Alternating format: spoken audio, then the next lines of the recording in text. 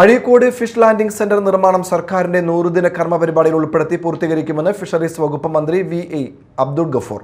Fisheries വകുപ്പിന്റെ മുടങ്ങിക്കിടക്കുന്ന വിവിധ വികസന പദ്ധതികളും സമയബന്ധിതമായി നടപ്പാക്കുമെന്നും മന്ത്രി അറിയിച്ചു.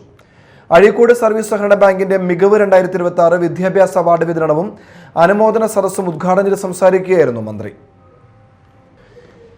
അഴീക്കോട് മേഖലയിലെ ഫിഷറീസ് വകുപ്പിന്റെ വിവിധ വികസന പദ്ധതികൾക്ക് വേഗം പകരുമെന്ന് മന്ത്രി വി.എ. അബ്ദുൾ ഗഫൂർ പറഞ്ഞു. അഴീക്കോട് ഫിഷ് ലാൻഡിംഗ് സെന്റർ നിർമ്മാണം സർക്കാരിന്റെ 100 ദിന കർമ്മ പരിപാടിയിൽ ഉൾപ്പെടുത്തി പൂർത്തീകരിക്കുമെന്നും മന്ത്രി വ്യക്തമാക്കി.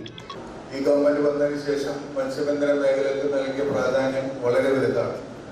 നമ്മുടെ SC/ST പ്ലാനിന് ശേഷം നമ്മുടെ ചരിത്രത്തിൽ ആദ്യമായി ഒരു സബ് പ്ലാൻ ബഡ്ജറ്റ് ലഭിക്കുന്നത് ഫിഷറീസ് ഡിപ്പാർട്ട്മെന്റാണ്, മത്സ്യത്തൊഴിലാളികൾക്ക് വേണ്ടിയാണ്.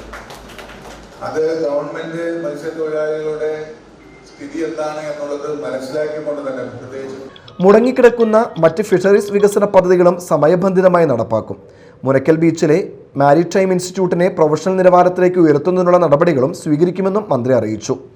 മുസ്ലിസ് ബീച്ചിന്റെ ടൂറിസം സാധ്യതകൾ പരമാവധി പ്രയോജനപ്പെടുത്തി മേഖലയിലെ വികസനത്തിനും തൊഴിൽ സാധ്യതകൾ വർദ്ധിപ്പിക്കുന്നതിനും നടപടികൾ സ്വീകരിക്കുമെന്നും മന്ത്രി പറഞ്ഞു. അഴീക്കോട് സർവീസ് സഹകരണ ബാങ്കിന്റെ മികവ് 2026 വിദ്യാഭ്യാസ അവാർഡ് വിതരണവും അനുമോദന സദസ്സും ഉദ്ഘാടനം ചെയ്ത് സംസാരിക്കുകയായിരുന്നു മന്ത്രി. Bank president P.P. ജോൺ അധ്യക്ഷത വഹിച്ചു. മുൻ MP TN പ്രതാപൻ അവാർഡ് വിതരണം നിർവഹിച്ചു.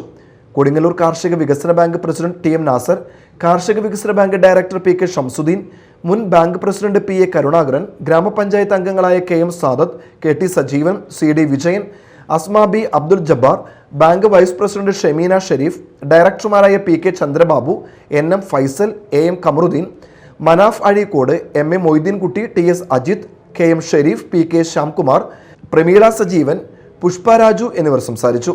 Media time, Kodungallur.